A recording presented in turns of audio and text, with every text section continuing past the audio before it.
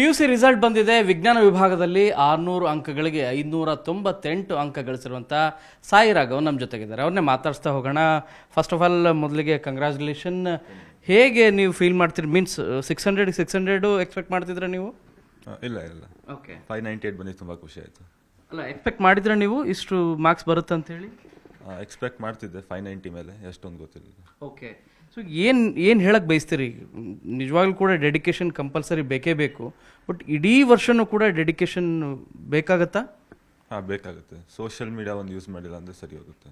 Okay, ಅದು addiction ಆಗ್ಬಿಡುತ್ತೆ use ಮಾಡ್ತಿದ್ರೆ. ಓಕೆ, ನೀವು ಆರಂಭದಲ್ಲಿ ಮೊಬೈಲ್ ಜಾಸ್ತಿ ಯೂಸ್ ಮಾಡ್ತಾ ಇದ್ರ ನೀವು? ಮೀನ್ಸ್ 10th PUC ಫಸ್ಟು ಆ ಸಂದರ್ಭದಲ್ಲಿ? ಇಲ್ಲ, ನಂಗೆ ಅಭ್ಯಾಸ ಆಗಿಲ್ಲ ಮೊಬೈಲ್ ಯೂಸ್ ಮಾಡೋದು, ಅಷ್ಟೊಂದು ಯೂಸ್ ಮಾಡಲ್ಲ.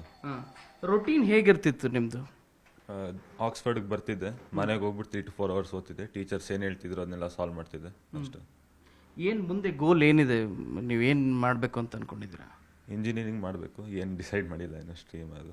ಓಕೆ, ಗೈಡೆನ್ಸ್ ವಿಚಾರವಾಗಿ ಹೇಳೋದಾದರೆ ನಿಮ್ಮ ಪೇರೆಂಟ್ಸ್ ಸಪೋರ್ಟ್ ಹೇಗಿತ್ತು? ನಿಮ್ಮ ಕಾಲೇಜಲ್ಲಿ ಸ್ಟಾಫ್ ಹೇಗೆ ಸಪೋರ್ಟ್ ಸಿಗ್ತಾ ಇತ್ತು?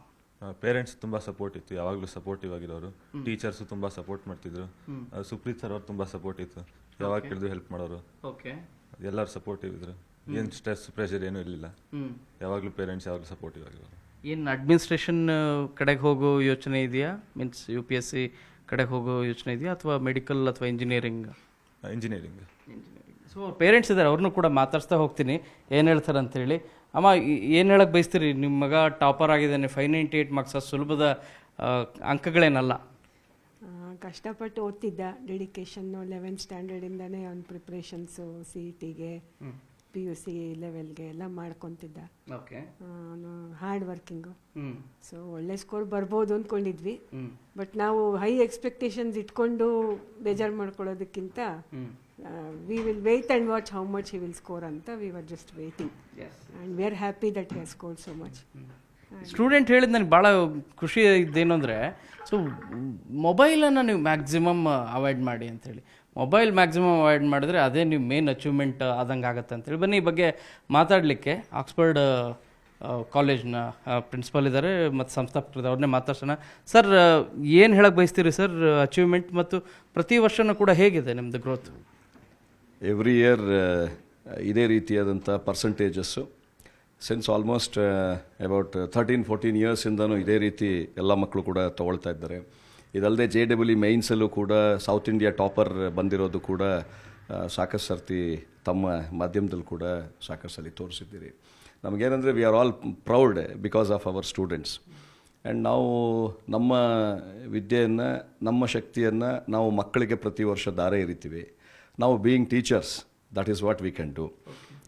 ಮಕ್ಕಳು ಅವರ ಎಫರ್ಟು ಕೂಡ ಸೇರಿಕೊಂಡಿರುತ್ತೆ. ಅವ್ರ ಎಫರ್ಟಿಗೆ ತಕ್ಕಂತೆ ನಾವು being teachers we should encourage them 100% to the core at every point of time. Sir, ಸೋತಂತ ಅಂದರೆ ಫೇಲ್ ಆದಂಥ ವಿದ್ಯಾರ್ಥಿಗಳಿಗೆ ಏನು ಹೇಳಕ್ಕೆ ಬಯಸ್ತೀರಿ? ಮನೋಸ್ಥೈರ್ಯ ಅವ್ರದ್ದು ಹೇಗಿರಬೇಕು?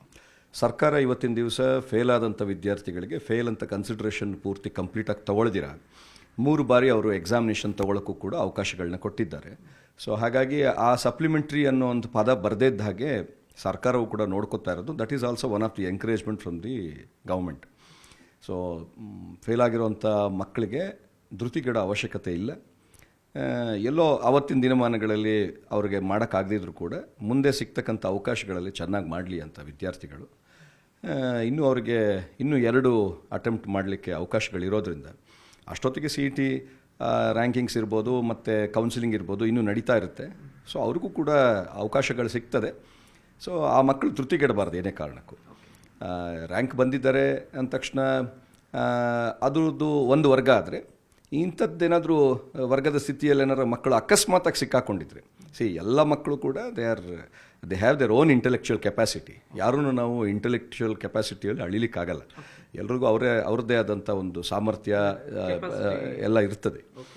ಸೊ ಈ ಸಂದರ್ಭದಲ್ಲಿ ಆ ಮಕ್ಕಳಿಗೂ ಕೂಡ ಧೈರ್ಯ ತಗೊಳ್ಳಿ. ಮತ್ತು ನಾನು ಸಾಯಿ ರಾಘವ್ ಬಗ್ಗೆ ಭಾಳ ಹೆಮ್ಮೆ ಪಡ್ತೇನೆ. ನಮ್ಮ ಶಿಕ್ಷಣ ಸಂಸ್ಥೆಗೂ ಮತ್ತು ಈ ನಾಡಿಗೂ ಕೂಡ ಒಂದು ಕೀರ್ತಿಯನ್ನು ತಂದಿರತಕ್ಕಂಥ ಹುಡುಗ. ಮುಂದಕ್ಕೂ ಕೂಡ ಈ ರಾಷ್ಟ್ರಕ್ಕೆ ಒಂದು ಒಳ್ಳೆಯ ಕೀರ್ತಿಯನ್ನು ತರುವಂಥ ಹುಡುಗ ಆಗ್ತಾನೆ ಅಂತ ಹೇಳಿ ನಾನು ಒಬ್ಬ ಫ್ಯಾಕಲ್ಟಿ ಆ್ಯಂಡ್ ಪ್ರಿನ್ಸಿಪಾಲ್ ಆಗಿ ನಾನು ಈ ಸಮಾಜಕ್ಕೊಂದು ಭರವಸೆ ಕೊಡ್ತೇನೆ. ಇದು ಸಾಯಿ ರಾಘವ್ ಅವರ ಪೇರೆಂಟ್ಸ್ ಮತ್ತು ಪ್ರಿನ್ಸಿಪಲ್ ಮತ್ತು ಕ್ಯಾಮ್ರಾ ಪರ್ಸನ್ ರಾಯ್ಡು ಜೊತೆ ಶರಣು ಹಂಪಿ, ನ್ಯೂಸ್ 18.